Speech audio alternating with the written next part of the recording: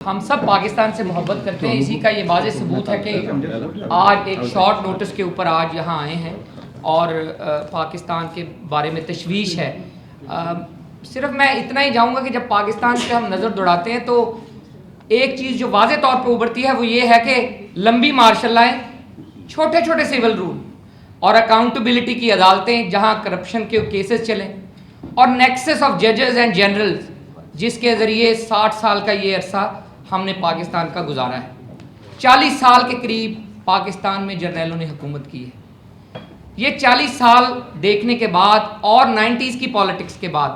محترمہ بے نظیر بھٹو نے اور نواز شریف صاحب نے ایگزائل میں یہ فیصلہ کیا کہ ایسے یہ ملک چلے گا نہیں،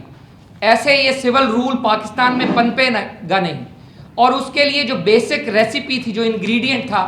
اس کے اوپر اتفاق ہوا جس کو یہیں پہ سائن کیا گیا مئی 2006 میں، جس میں وائٹل 2 چیزوں کے اوپر اگری کیا گیا کہ انڈیپینڈنس آف جوڈیشری کے اوپر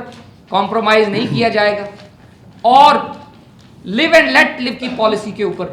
کام کیا جائے گا۔ کوئی بھی حکومت بنائے گا اس کی مینڈیٹ کا احترام کیا جائے گا، اور کوئی بھی جو اپوزیشن میں جائے گا تو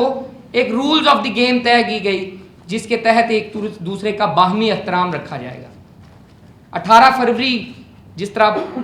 امریکہ میں الیکشن کے بعد بارک اوباما آئے، 18 فروری پاکستان میں ایک نئی چینج کی نوید لے کے آیا۔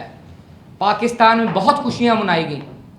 وزیر اعظم صاحب نے چیف جسٹس صاحب کو رہا کرنے کا اعلان کیا۔ کیا ہی اچھا ہوتا کہ اس دن وہ ان کو بحال بھی کر دیتے، تو آج ہمیں یہ دن دیکھنا نصیب نہ ہوتا۔ مسائل کہاں سے شروع ہوئے؟ میں نہیں سمجھتا کہ پیپلز پارٹی کے پاس واضح میجورٹی تھی، لیکن لوگوں نے اس کی واضح اکثریت کو پارلیمنٹ میں یہ انڈیکیشن سمجھا کہ پیپلز پارٹی کی حکومت ہو۔ انہوں نے الائز کے ساتھ حکومت بنائی، لوگوں نے ویلکم کیا،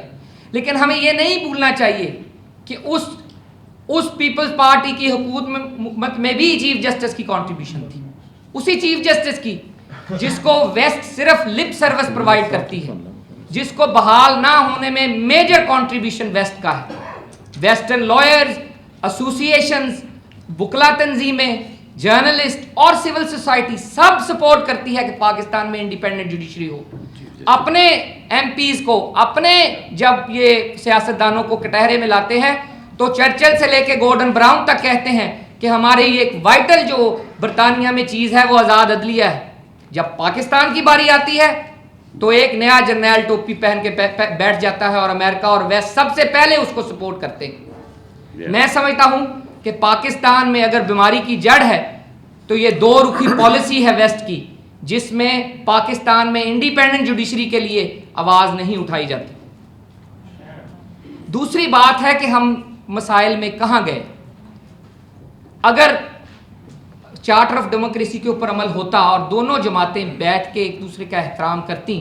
تو آج ہمیں یہ دن دیکھنا نصیب نہ ہوتا۔ ابھی پاکستان کی کیپیسٹی کے اوپر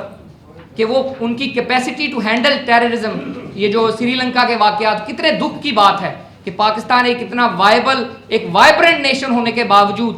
کہ اس طرح کی باتوں کے اوپر موقع اٹھ رہے ہیں۔ سرور صاحب کہہ رہے ہیں تو میں 1 منٹ میں اس کو ختم کروں گا کہ پاکستان میں ویسٹ نے ہمیں لیڈرز سپانسرڈ کیے ہیں، ہمیں وہ لیڈرز دیے ہیں جو 9 سال یہاں اپوزیشن کے رائٹس کے لیے لڑتے رہے، کہ جب بھی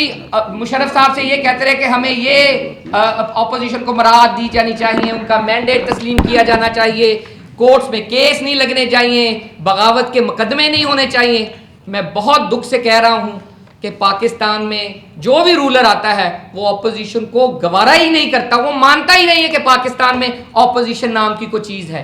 وہی کھیل ہم پھر دیکھ رہے ہیں جو مشرف صاحب کے زمانے میں دیکھ رہے تھے، وہی مطالبات جو کل پیپلز پارٹی مشرف صاحب سے کر رہی تھی، آج وہی اختیارات، وہی چیزیں وہ اپنی اپوزیشن کو دینے سے قاصر ہے اور انکاری ہے۔ میں صرف اس بات پہ ختم کروں گا کہ اگر پاکستان میں مسائل کا حل کرنا ہے تو چارٹر آف ڈیموکریسی ہی ایک ایسا سٹارٹنگ پوائنٹ ہے جس میں دونوں جماعتیں بیٹھ کے یہ فیصلہ کریں کہ اگر پاکستان میں ملٹری انٹرونشن سے روکنا ہے تو آزاد عدلیہ اس کا گیٹ پلر ہے، گیٹ کیپر ہے۔ آزاد عدلیہ ہی ایک ایسی چیز ہے جس سے پاکستان میں ملٹری انٹرونشن روک سکتی ہے، اور یہ دونوں جماعتیں چارٹر آف ڈیموکریسی کے اوپر عمل کر کے ہی، لیو اینڈ لیٹ لیو کی پالیسی کے اوپر عمل کر کے ہی پاکستان کو ایک وائبرنٹ डेमोक्रेटिक फ्यूचर दे सकते हैं।